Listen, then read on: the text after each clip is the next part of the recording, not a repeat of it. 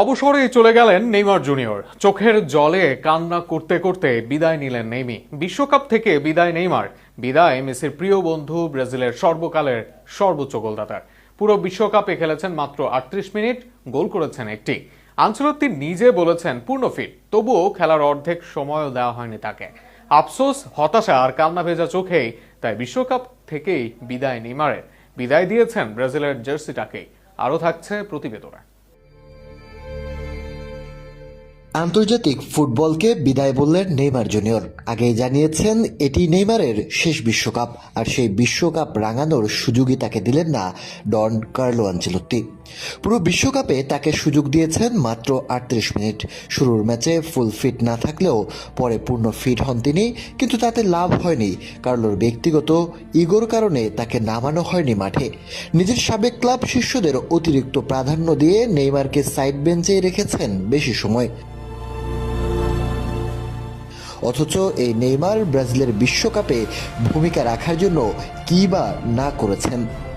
কবিদের যত বিশেষণ, যত উপেক্ষার গল্প, সবকিছু মিলিয়ে একটি পত্র লিখলেও হয়তো পুরো অনুভূতিটা ব্যক্ত হবে না। অথচ ইনজুরির আড়ালে রাখা শরীর নিয়ে যতটা দিয়েছেন ফুটবল বিশ্বকে, কিংবা গত প্রায় দেড় যুগে ব্যক্তিগত পারফরমেন্সে যতটা মুগ্ধতা ছড়িয়েছেন, তা ফুটবল প্রেমীদের হাজারো রাত জাগার কারণ তো অবশ্যই।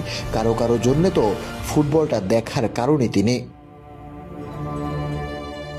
বর্তমান বিশ্বের বিস্ময় লামিন ইয়ামালের এই আইডল 1992 সালে ব্রাজিলের মোগিদাস ক্রুজেসে জন্মগ্রহণ করেন। মাত্র 9 বছর বয়সে পেলের স্মৃতিবিজড়িত ক্লাব সান্তোসের নাম লিখিয়েছিলেন।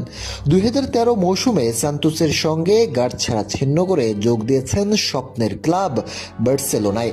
এরপর রেকর্ড গড়া দামে পাড়ি জমান পিএসজিতে, সেখান থেকে আল হিলাল থেকেই যেন ক্যারিয়ারের উল্টো গণনা শুরু হয় নেইমারের। একের পর এক ইনজুরিতে বেশিরভাগ সময় ছিলেন মাঠের বাইরে। শুধুমাত্র এই বিশ্বকাপ খেলার জন্যই সান্তোসে ফিরেছেন।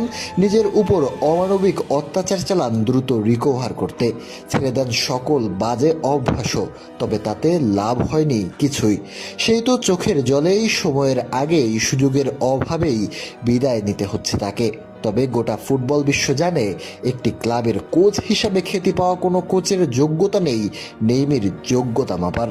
ব্যক্তিগত কিছু না জিতে তিনি জিতেছেন মানুষের হৃদয়, তাই তিনি আজীবন থাকবেন মানুষের হৃদয়েই।